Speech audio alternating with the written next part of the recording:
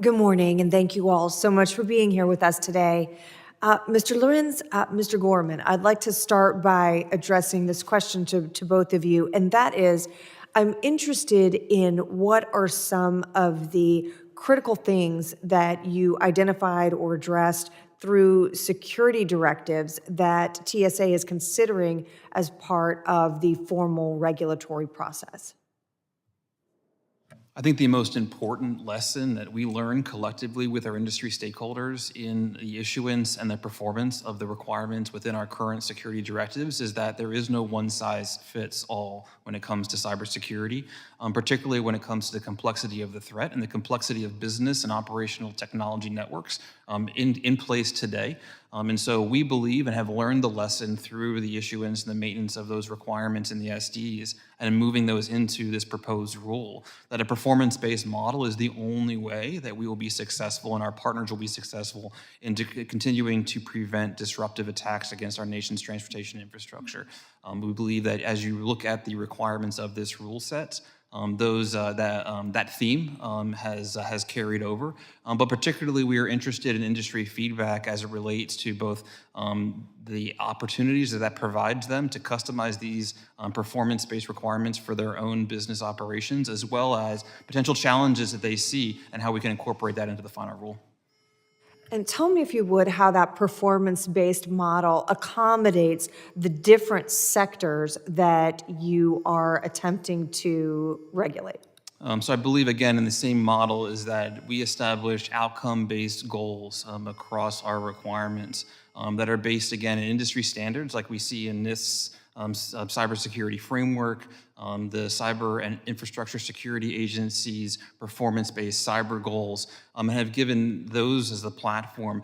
Given the model that we have put in place and are seeing results already of in the SDs, we then work with individual owners and operators to craft specific implementation plans for those measures that are specific to their industry, their technologies, their operations, and the size and scope of those operations, and the technologies both from a business and from an operational technology perspective that they operate. And then based on that and based on an assessment of criticality, they then propose to TSA a timeline of investments and actions to drive towards those requirements. And we have seen early successes in that model and anticipate continuing that as we move into the final rule.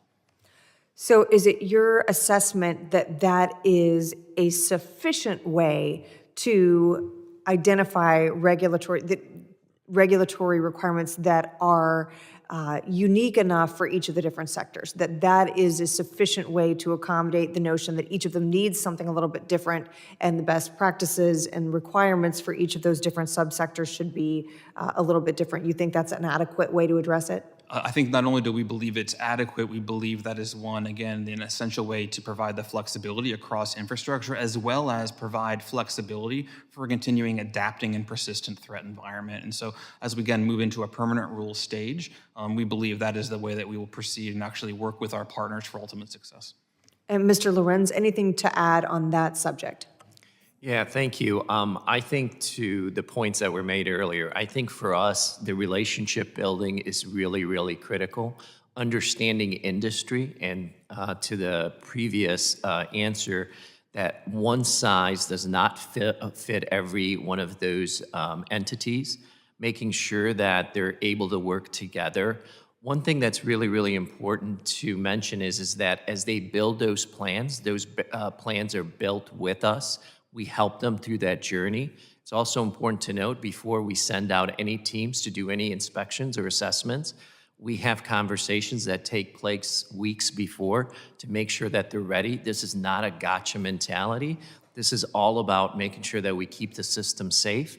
So we spend a lot of time investing, making sure that at the end we have a great product and that product is safe. And if there's anything that we need to do to pivot to make sure that we're able to adjust, that we do that accordingly. And is TSA adequately resourced to implement what the proposed rules require?